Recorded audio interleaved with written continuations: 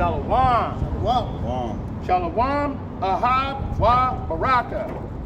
In other words, peace, love, and blessings.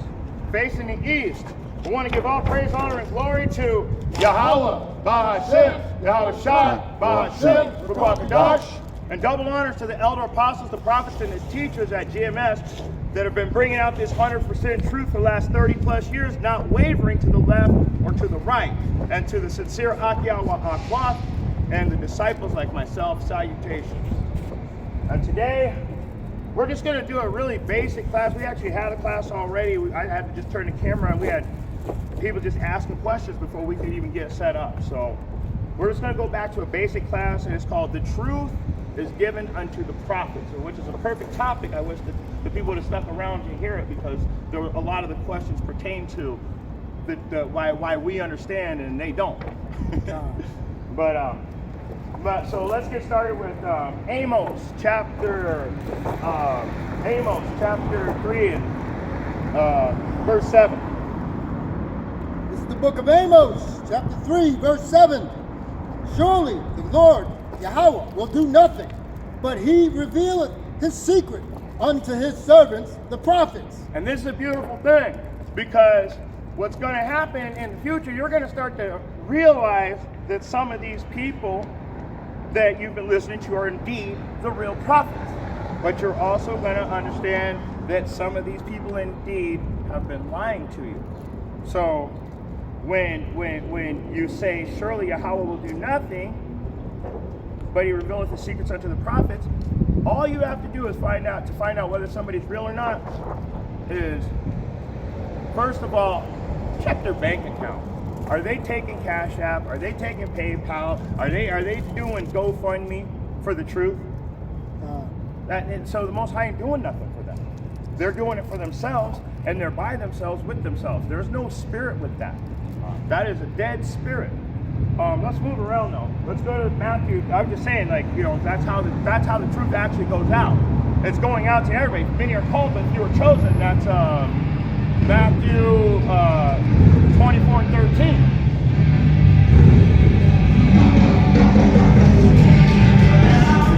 So when that truth goes out, and it says, and I was saying, like, he's only going to deal with his prophets when that truth goes out.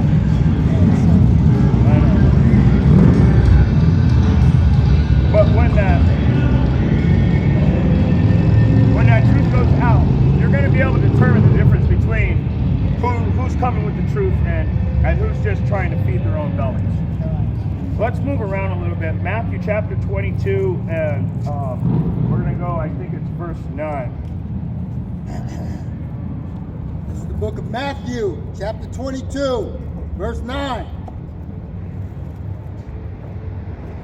Go ye therefore into the highways, and as many as ye shall find, bid to the marriage. That is easy.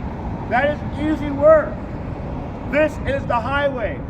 Teaching this truth is bidding the Israelites to come back to the kingdom. That's the marriage. To be joined back with the instructions, for the lack of better words. To be joined back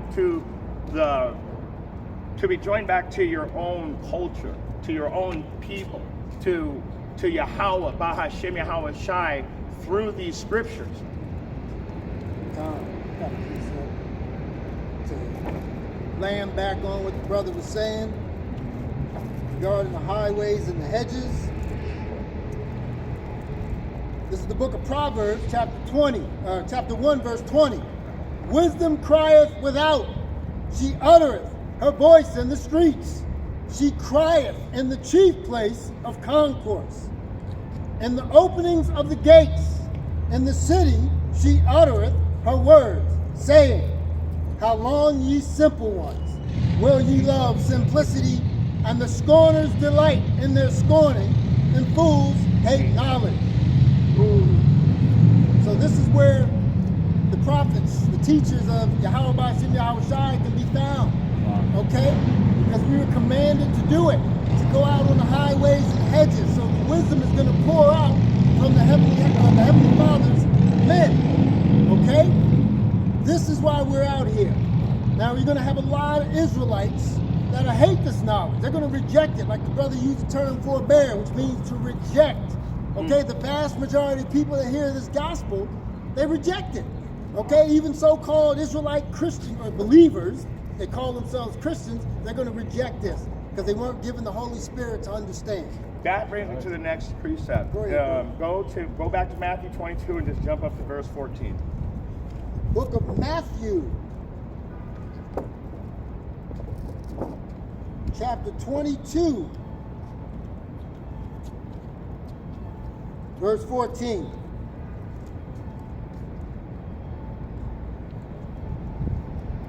For many are called, but few are chosen. Very simple.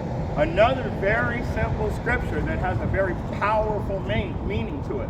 See, what I've noticed, and this is what made me really want to bring out this class, is because these wicked camp leaders, like Deacon Hakah, for instance, I don't know if that dude's a CIA agent or what, but the way he speaks, you've got to watch. I'm very analytical, so I'm always watching every little thing he does, how he moves, how his facial expression, how he moves, how he fucking blinks, how he breathes through his nose. Every little thing I'm watching about this dude. And I know something's wrong with you, Deacon Hakah, because he'll speak about UPK, Universal Practical Knowledge. I guess they got rid of the IS, Israel School. So, you know, when you get that 501c3, they make you change shit up.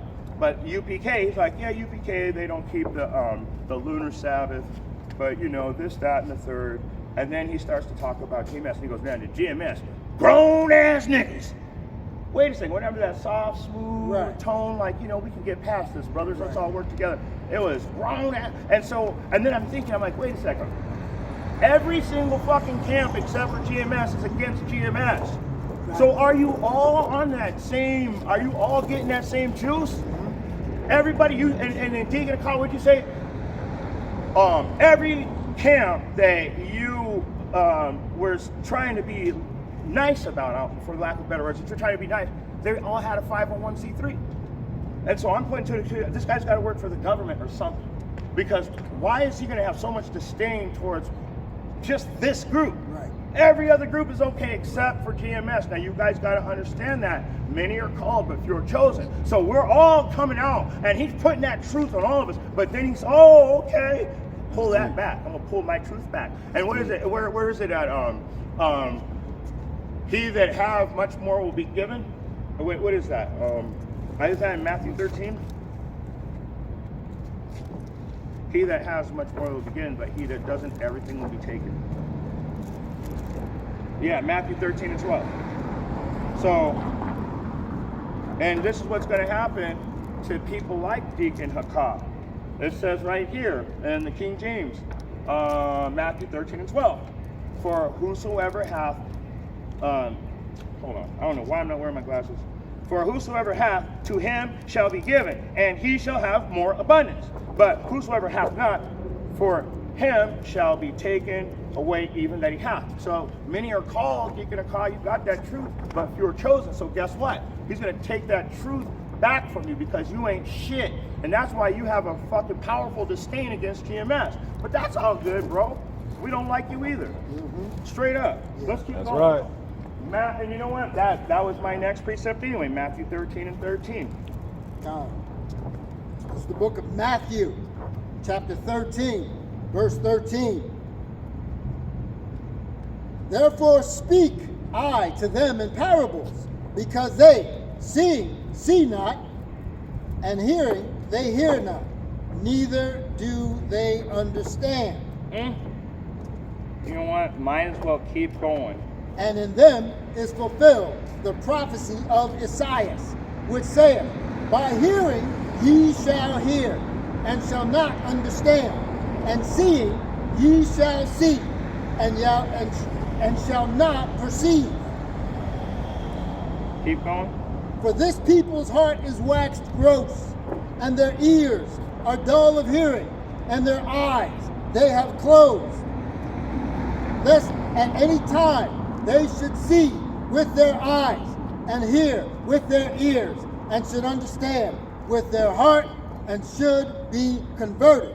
There it is. That is the point. He don't want you. He don't want to deal with you. That's why he put that's why he covered your eyes and yours. You can't see or hear anything. You guys don't want to either, and he knows that. So it goes right back into that same word, forbear. All of you people that reject the truth, we're speaking in parables that you can't understand because Yahweh Hashem Yahweh Shai doesn't want you to understand it, or you might be converted. In other words, he's like, hold on now. Let's speak in code. We don't want to convert them. So guess what, Deacon Hakah? Many are called, but few are chosen. He's pulling back that. He's pulling all of that back. And you're going to find out it's a tough road. That broad path is a tough road to be on. It's a tough road to be on. I got a precept. Okay. It's the book of John, chapter 6, verse 44.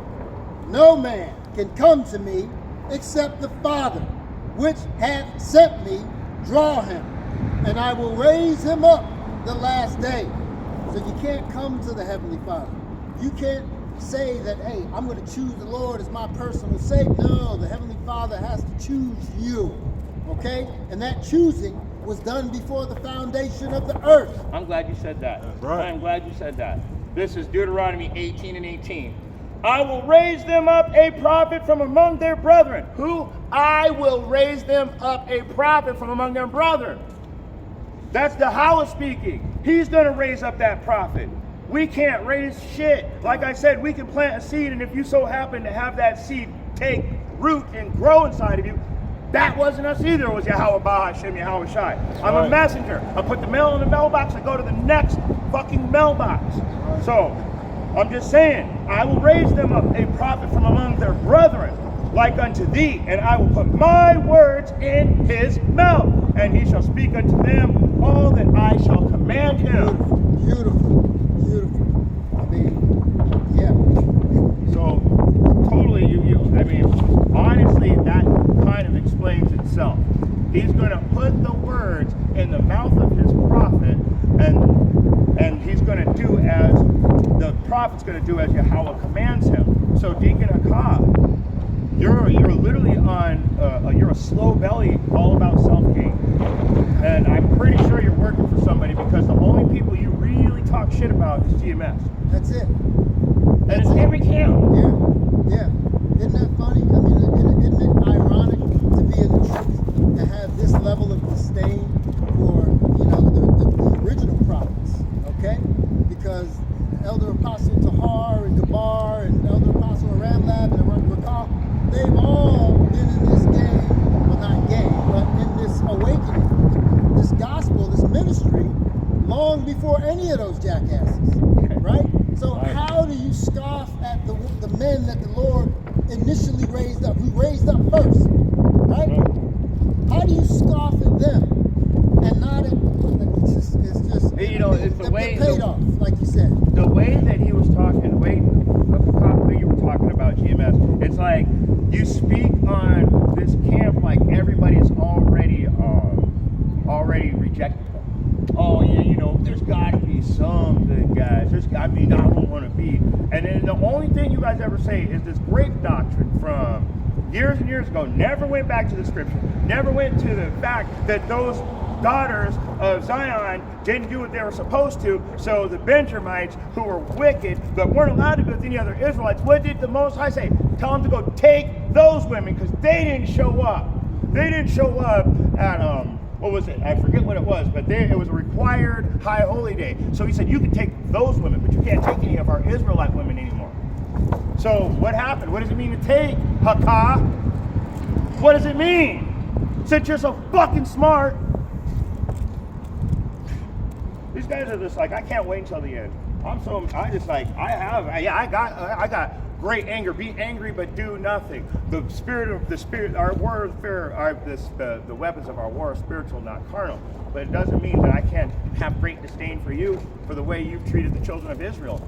And all of these slow bellies and these people with blind eyes and deaf ears, those are the people that you prey on.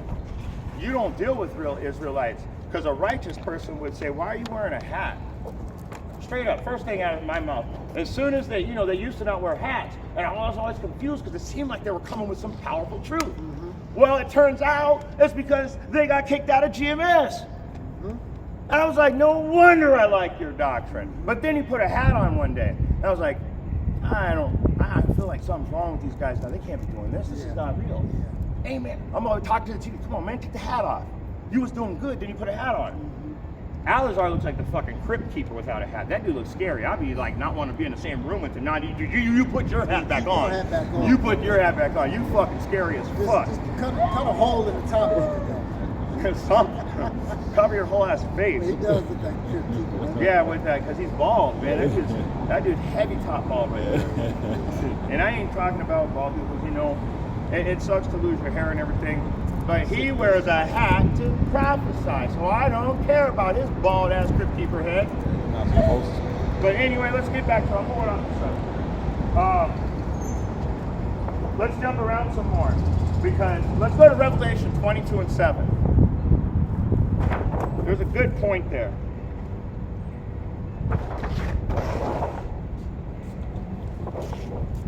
This is the book of Revelation, chapter 22, verse 7. Behold, I come quickly. Blessed is he that keepeth the sayings of the prophecy of this book. The person that stays in the 100% truth for the last 30 plus years without wavering to the left or to the right for a fucking bag, changing the name for a bag, doing anything for a bag, having a Passover at a strip club. But this is the point of this scripture. When you read this book, you have to accept everything. The good, the bad. This is a perfect balance. I'm reading it directly off my notes from years ago because I love what I put down years ago. It's a perfect balance. People who don't study cherry pick verses out of context, which ruins the balance. So you have to, how we say it, eat the whole book. That's what it means by eat the whole book. When you learn it, you have to accept it for what it is. You can't misinterpret it purposely to justify your own basic lifestyle. And you can't spit out the bitter parts of the book. Everybody wants to swallow the honey, right? But there's bitter attached to that honey. Yeah, there's some Brussels sprouts in there. There's some bittersweet scriptures. There's some bitter scriptures. There's some honey scriptures. But those bitter scriptures, they taste bad going in, but they're the ones that save you. That's why I was calling them Brussels sprouts. They're good for you, but they don't taste good. They're nourishing. Yeah. They're nourishing. They may taste like crap, but they're nourishing. It's bringing you to life. That's what these scriptures really do. Right. So let's jump around. Eat the book. Revelation chapter. I got one precept. I got Jeremiah chapter 25 on deck. Chapter 25, verse 4. And the Lord has sent unto you all his servants, the prophets, rising early and sending them, but ye have not hearkened, nor inclined your ear to hear. Okay? And this goes for you wicked Israelites that are out there in your camps. All right, you self-righteous Israelites, you paid off Israelites. You're all doing the same thing. You're scoffing, you're mocking. You're putting down the true men of the Lord, starting with the apostles and the elders, a great millstone, right? You're not inclining your ear to any of the truth that's being brought out, okay? Even though, like the whole grape doctrine, that's scriptural, all right? This is not something that we're creating. We're not making this up. This is not our interpretation. It is what it is, right? Verse 5, they say, turn ye again now, everyone, from his evil way, and from the evil of your doings, and dwell in the land that the Lord hath given unto you and to your fathers forever and ever. Okay, we're trying to tell you, implore you to walk this way. This is the way, walk ye in it, basically. Okay? Go ahead, bro. We were going to go over to Revelation chapter 10. This is the book of Revelation chapter 10. Starting at verse 9. Going into eating the whole book. So I want to just bring out that precept real quick because that's what we were talking about right there. Revelation chapter 10, 9 verse 11. 9? Yeah, 9 through 11. And I went unto the angel and said unto him, give me the little book. And he said unto me, Take it, and eat it up, and it shall make thy belly bitter, but it shall be in thy mouth sweet as honey. So, like I said, when you read this book, you have to accept everything. You can't be saying, and so it is going to be bitter, but those bitter parts are literally the things that are saving you. Those sweet like honey parts, I mean, everybody likes a good feeling. The honey parts, I could almost say that's like the blessings. But the bitter parts, those are the trials and tribulations that get you to the blessing. Good analogy. Good analogy, brother. Good. That's the spirit. And I guess you could just finish it out, 10 and 11. Verse We 10. made the point. And I took the little book out of the angel's hand and ate it up, and it was in my mouth, sweet as honey. And as soon as I had eaten it, Salakia, my belly was bitter. And that's beautiful. So as soon as he read the Bible for the first time and understood it, it went in smooth as butter pretty much. It was sweet as honey. But when he understood what he was reading, what happened was it made him feel bitter inside. Oh man, my people are under a lot of oppression. My people have gone through so much, I can't even think. Oh, I'm sick to my stomach. That's what he's saying. He understood the book, and when you understand the good and the bad together as a whole, it's going to make, it's like, have you ever watched a movie that made you want to cry, made you want to laugh, made you want to fight somebody, you want to start the movie over and watch it again? And that's what this book is. It's going to make you want to laugh. It's going to make you want to cry. It's going to make you want to stand up and fight. Literal. It's going to make you say, wait a second. I need to stand. I'm doing everything wrong. I need to change my whole ass life. And people don't believe it. When people see me, they are smug. And man, once I finish checking them, they realize, man, this guy's really in the truth. These guys we're scholars out here. We studied for that. But anyway, I'm just going off now. So that last verse. You off. And he said to me, thou must prophesy again before many peoples and nations and tongues and kings. Mine's that one over there. Mine's off. Damn it. Again, this week, every week we're doing the same thing. Yeah. It's not enough storage. Dude, You're still good. You're still good. not enough storage. Yeah. Man, I done deleted a grip. What the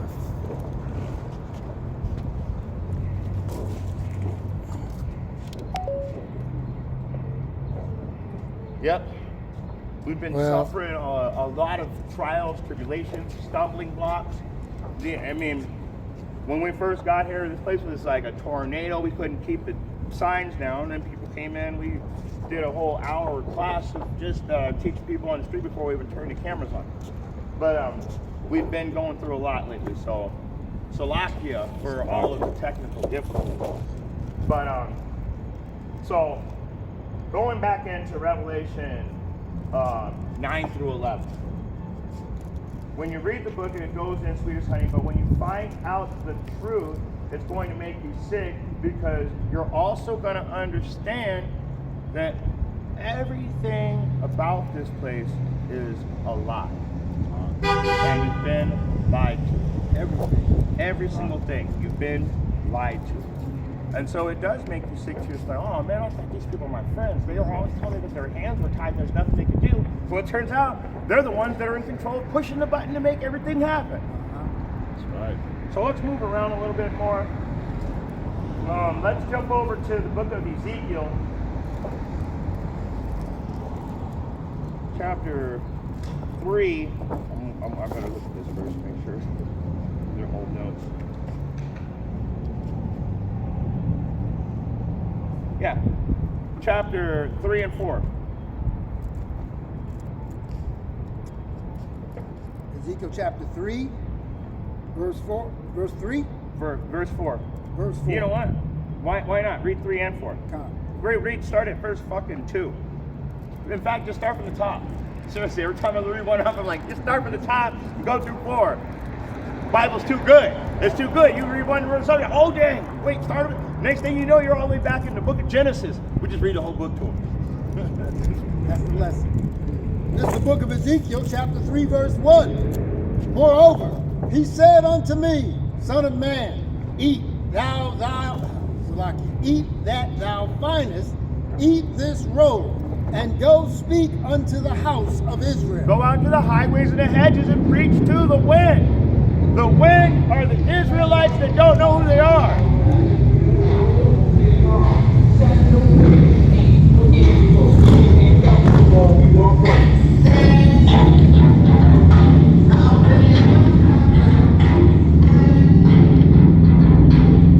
It just makes you think of the scripture when Yahweh calls somebody his friend.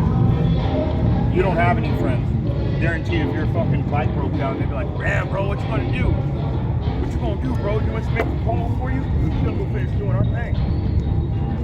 It's like that. It's like that. It is. So moreover, he said unto me, Son of man, eat that thou findest. Eat this roll and go speak to the house of Israel. He's telling us all throughout the Bible to go wake up our people. Seek ye Yahweh while he may be found. So I opened my mouth, and he caused me to eat the roll, and he said unto me, Son of man, cause thy belly to eat, and fill thy bowels with this roll that I give thee. Then did I eat it, and it was in my mouth as honey for sweetness. And verse 4. And he said unto me, Son of man, go, get thee unto the house of Israel, and speak with my words unto them. Now, let's prove that that is a prophecy about this day and age. Go down to verse 11. Verse 11, and go, get thee to them of the captivity. There's the point. We are captives right now. No, I'm not. I'm free. I have PlayStation 5. I'm going out to eat tonight. I'm going to have a good time. I've got the right car. Look at my shoes, man. I have really? free will. Yeah, okay. Let me see you fucking leave the country without a visa. Let me see you break the speed limit. Let me see you be black in a white neighborhood. Come out to my job site after 5. Let's see. Let's see how much freedom you got then, bro. You don't have any freedom. You guys are all slaves. So get ye to the ones of the captivity. We're captive slaves. We have to pay taxes, which is actually an option if you knew the laws. We don't actually have to pay them. But if you don't, they'll still put you in prison. Isn't that neat? Our social security number is a bank account number with millions of dollars on it. If you try to take money off of it, which I've watched people do on YouTube, you can actually do it, and they go to jail for taking money off of their bank account with their name. That's a beautiful one, isn't it? You can literally do that shit, and that money will be, it'll be turned back as quick as you hit send. So all this stuff, all these things that you guys, we're captives, we're slaves. Get me Baruch 3 and 7. We're captives. And you know what we're going to do in that captivity? We're going to wake up. We're going to realize our sins. We're going to start prophesying again. We're going to beg for forgiveness. This is what I'm talking about when I say if you don't, it's hard to appreciate something if you don't work for it. So this, when we wake up, is when we're going to start working for this kingdom that we're trying to get into. Did mine turn off too? So, like I said, once we start to go ahead, get that. This is the book of Baruch, chapter 3, verse 7. And for this cause thou hast put thy fear in our hearts. That fear is the truth. Understanding and realizing right from wrong according to Scripture. Go ahead. To the intent that we should call upon thy name and praise thee in our captivity. We are captives to this day. And we're going to prove that we're still captives to this day. I bet that if you go to a bank teller machine, you have to pay $2.50 to get your own fucking money out. Well, I'm a member of this bank, so I don't have to pay that fee. Do you see how wicked it is in this situation we're in? So And you know what? His name. We're going to call on that name. What? Parquet butter? Nah, Jesus the Christ. Yeah, no, Yeshua. Yeshua. That's how I feel when I hear that shit. It's Yahweh, Bahashim, Yahweh Shai, Waha, Rakakodash, and the Holy Spirit. That's what you're going to be calling on. You're not going to be calling on, if you're calling on God and Jesus, you're doomed. Keep reading. For we have called to our mind all the iniquity of our forefathers that sinned before thee. So we remember our transgressions. Read verse 8. Verse 8, behold, we are yet this day in our captivity. What? We're yet this day in our captivity. And what else happens in captivity? Where thou hast scattered us for a reproach and a curse, and to be subject to payments according to all the iniquities of our fathers, which departed from the Lord our power. So the payment, that goes deep. That's not just money. That goes all the way down to you spiritually, physically paying back the Most High for your iniquities and breaking of His laws. So all of that, it's like you're subject to payments.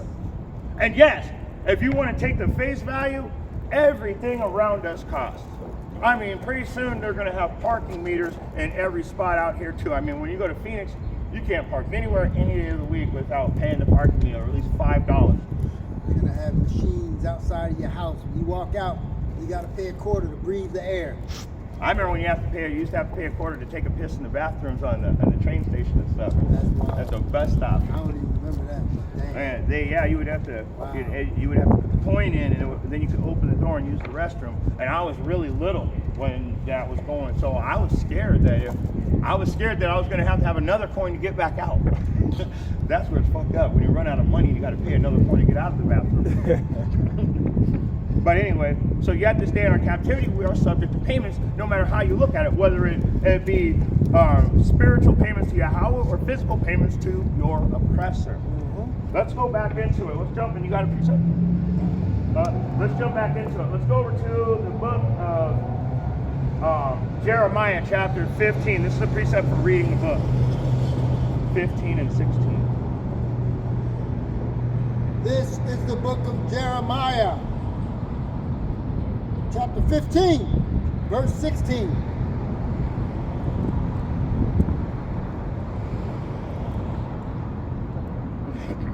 Thy words were found, and I did eat them, and thy word was unto me the joy and rejoicing of mine heart, for I am called by thy name, O Lord, Yahweh of hosts. That's beautiful. Thy words were found. So he got the book. He read the book. He understood the book. And when he read the book and understood it, the joy and rejoicing was in his mind, in his brain. When the Bible speaks of your heart, it's talking about your brain, about your mind, okay? For I am called by thy name, O Lord Yahweh of hosts. So that's all I have. Now let's jump around some more. Let's go to the book of,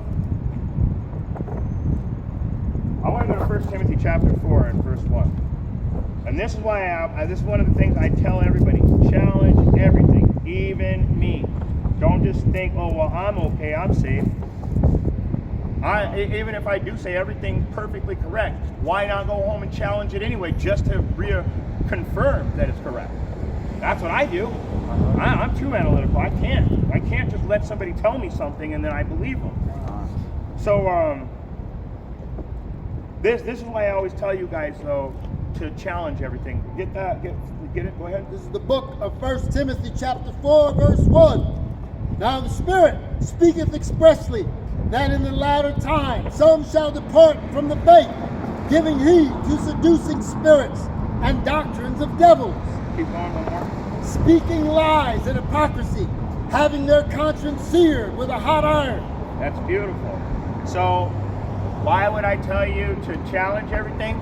Well, even the scriptures are saying in these latter times, there's going to be prophets that are smooth, looking good, got the perfect garment, got the chain, got the everything that you thought the truth was about when you first came into the truth. When I first came into the truth, I saw the sparkle and the glitz and the glamour. I was like, wow, it's so beautiful. So the false prophets, they thrive on that. That's their power. Their power is their physical appearance and their soothsaying.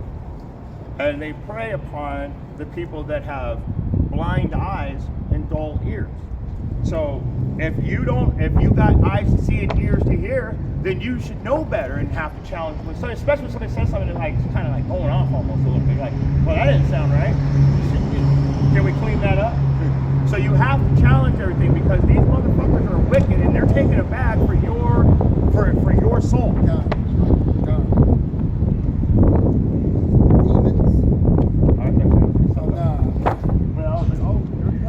All right, let's jump around some more. We're about to close out though. Let's go to this one's an easy one. Second Timothy 2:15. You know that one by heart. Study to show thyself approved, a workman, be not ashamed, rightfully dividing the word of truth. That's right. Did I watch it? Man, yeah, so the wind's picking back up on us again too. So the important thing is, like I said, challenge everything, and then I'm telling you, the scriptures are telling you the same exact thing. I literally just finished saying challenge everything, flip the page over. I had to flip the page over to get to the next verse. I wasn't sitting there looking at 2 Timothy 2:15. I didn't realize it was going to tell me exactly that it's just like, you can't make this stuff up. That's the power of the Spirit right there. So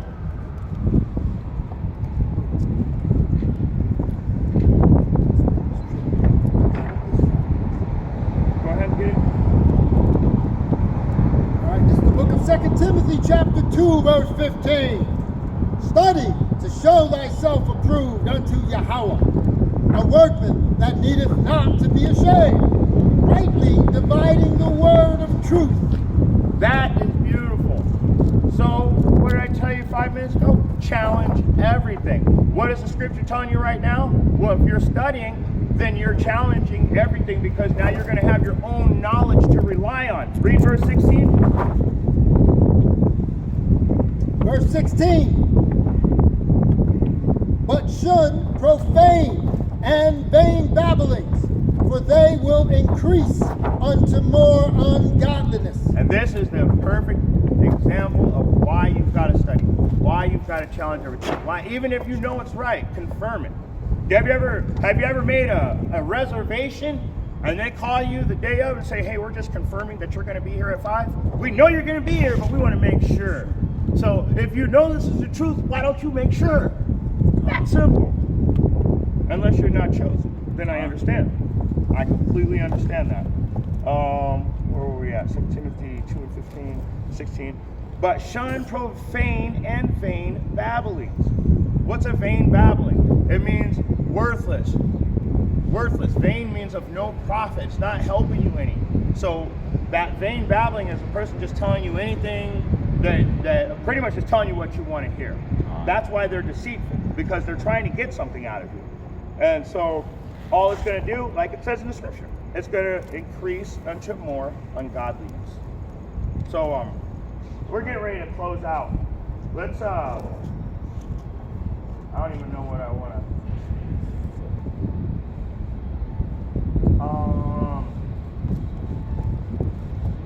Isaiah, let's go to Wisdom of Solomon, chapter 3. We're going to close out with this.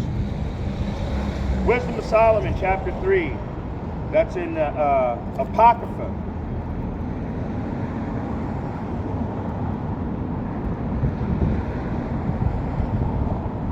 This is the book of Wisdom of Solomon. Starting 3.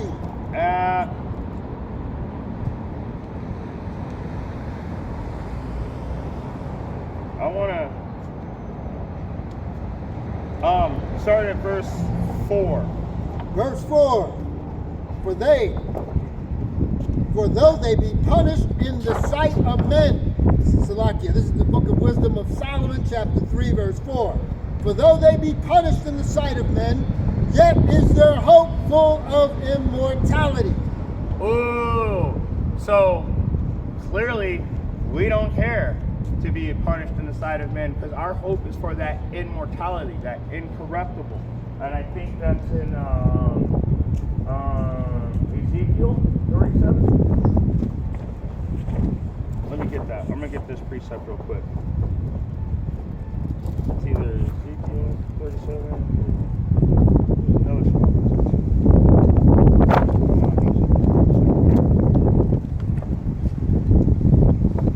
Ezekiel, I don't have it. 37. So,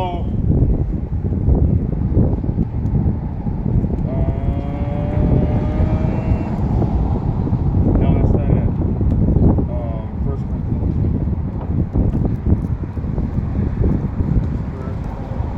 15 and 53. No.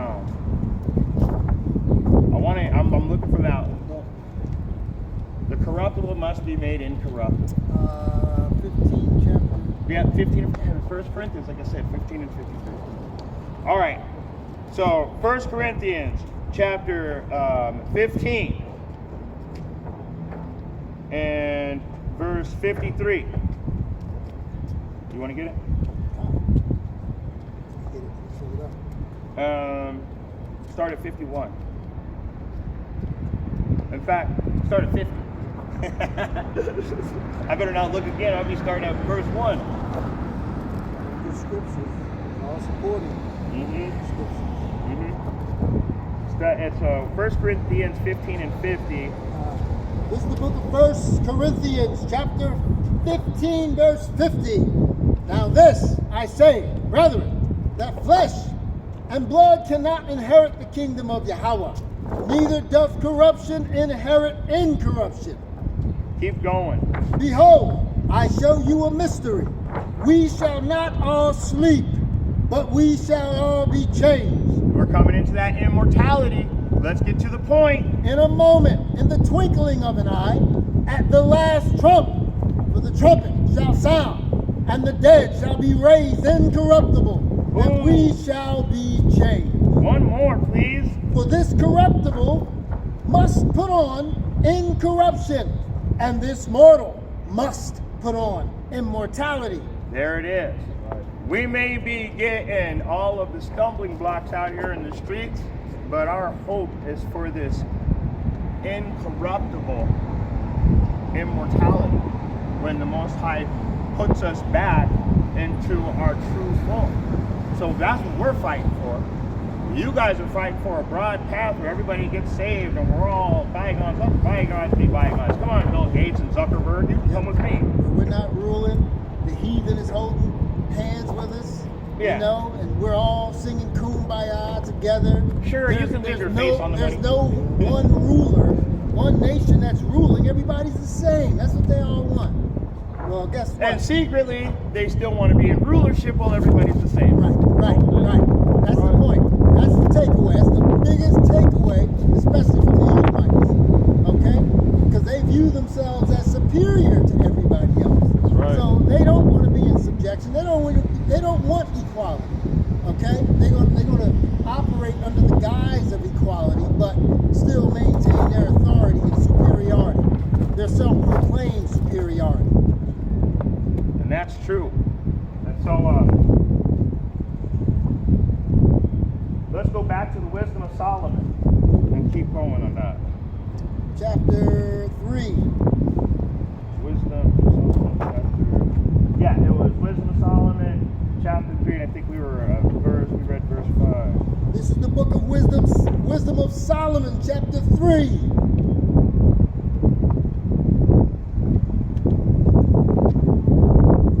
Verse 5.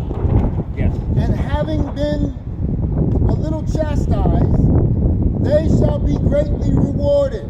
For Yahweh proved them, and found them worthy for himself. That's beautiful. How are we proved? Read the next verse and I'll get the precepts. How are we proved? As gold in the furnace hath he tried them, and received them as a burnt offering. So, he tried them as gold. And so, this is beautiful. Let me just read this real quick. Ecclesiasticus chapter 2 and 5. For gold is tried in the fire, and acceptable men in the furnace of adversity. So, and what's so beautiful about that is saying he's forming you into the gold. So he's the goldsmith and you're the gold. So when he's trying you in the fire, when he's refining you, he's looking down at you. You know what he sees? When you're refined, he sees his reflection. You're reflecting his works now.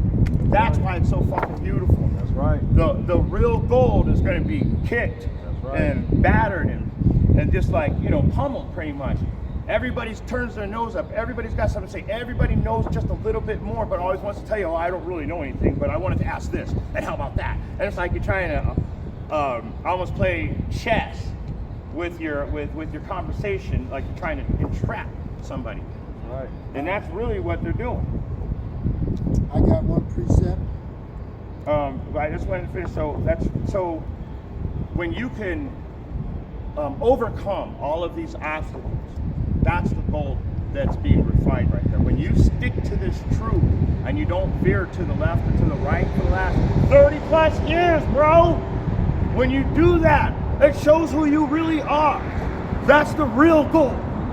Not the person who's taking a super thanks or a super chat. Those people have got their reward. Their reward is all these people sending them money and seeing them and praising them here on earth in the flesh. What was your precept? That's their reward. That is their reward. But they have another reward. They have a judgment reward coming. Okay? All the wicked have their reward coming. And it's going to come during Jacob's trouble. That's their real reward. All right, this is the book of 1 Peter, chapter 4, verse 12. Beloved, think it not strange concerning the fiery trial, which is to try you, as though some strange thing happened unto you.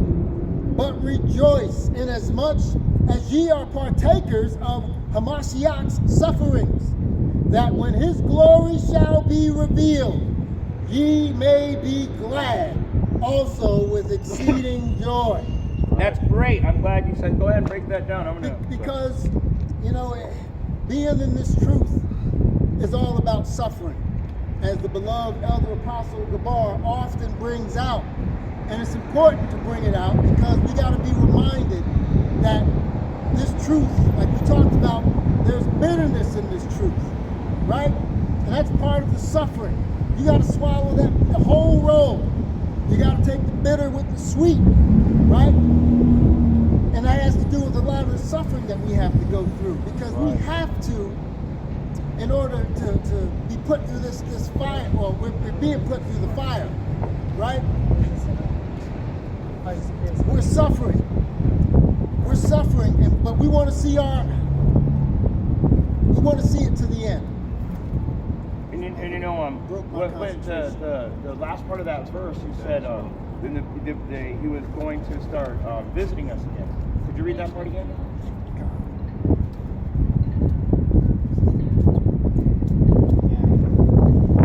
Unfortunately, I studied a lot of history and they like to paint everything white and European and stuff. Yeah, that's a normal thing. They like to put a European depiction of everything. I read that in a book from the 1800s. So when you look in those old books, you see the natives. They were actually depicting the natives as white people, and they were as black as us. So the original natives actually had. Have you ever seen the Aztec mural? They have afros. They're super dope. Just hold it against your chest. So you got that? So let me read it again. Beloved, think it not strange concerning the fiery trial, which is to try you, as though some strange thing happened to you. So we're being tried, okay, through our sufferings. Yes. Okay, we're supposed to suffer with a smile, not literally, but you're supposed to take it and be stoic. All right, you're supposed to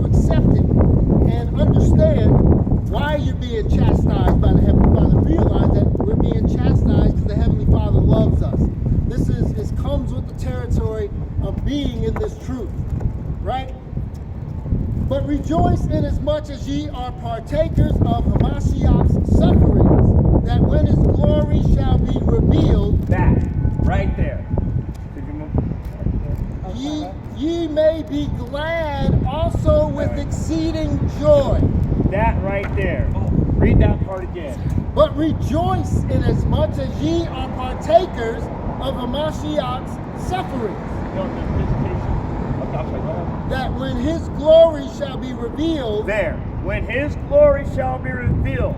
So this is wisdom of Solomon, chapter 3 and verse 7. And in the time of their visitation, when his glory is revealed, they shall shine and run to and fro like sparks among the stubble. And they shall judge the nations and have dominion over the people. And the Lord shall reign forever. beautiful, beautiful, beautiful. Fire, fire.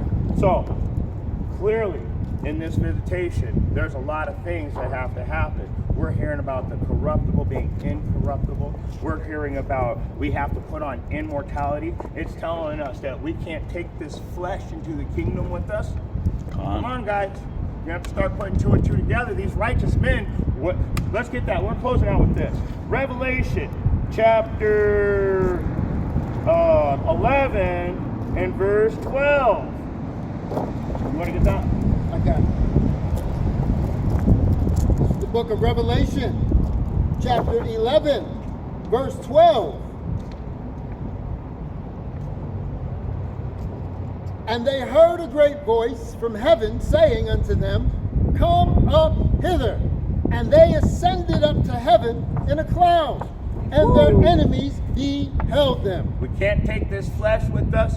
We have to put on immortality. We have to put away corruption. That's right. That's beautiful. And this is all preparing us for what?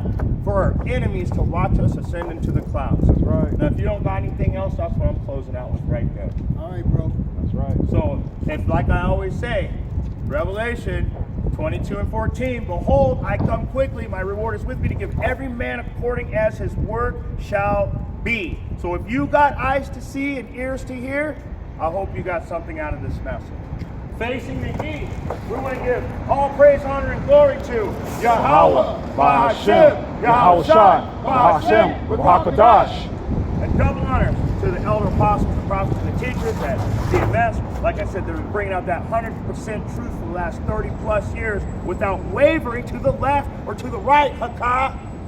Shalom. Shalom.